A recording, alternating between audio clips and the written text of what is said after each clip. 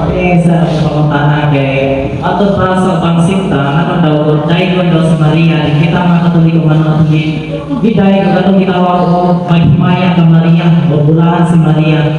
Sa ko ikatubagan na bro. Ang akong tawag yung tubagan na, dias pa na kasulatan, luha minaan, kaliwat subitin o kaliwat sa babae. Nabasa nato sa Genesis chapter 3, verse 15. Naningon ang Ginoong Diyos, pagkahinuman ko na nagkaaway ikaw o ang babae. Bitin mo ba?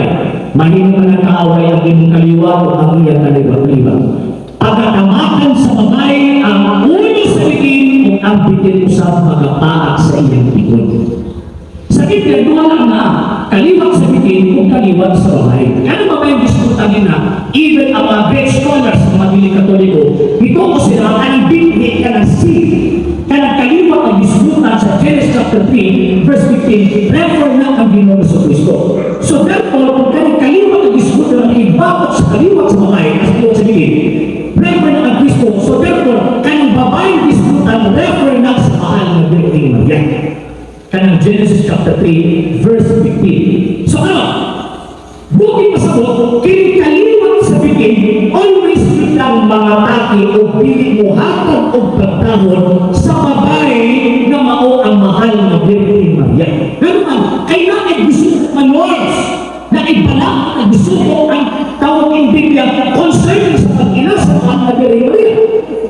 Even ganyan tagalangin, bigay sa mga tagalangin. Kaysa na pinakualing bigay sa mga tagalangin. Mismo ang Diyos pinakabi sa kanya.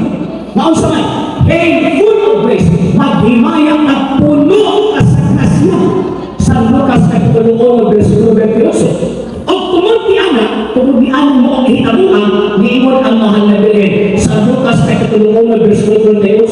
So karon ang tanang kaliwatan, magnalan ka na o bulahan.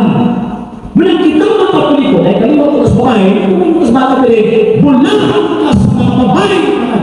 Ang kaliwat sa bitin mo, ang permite ng matagi ang babae. Ang bayhanan ng anak, ang bayhanan ng kasasala, buhay kay mga bitin, himog na baboy. Naman kayo, di ba magdahil anak? So after din, ang gusto yung tapugan pa na isa. Grabe mo po sa musik, kami, katuloy ko sa musik, di pa katuloy ko sa musik, bungkas na ang mga bitin. Katuloy ko.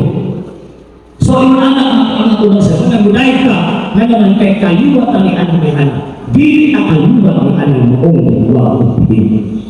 Okay? Next question. Di ako nang buwas siya.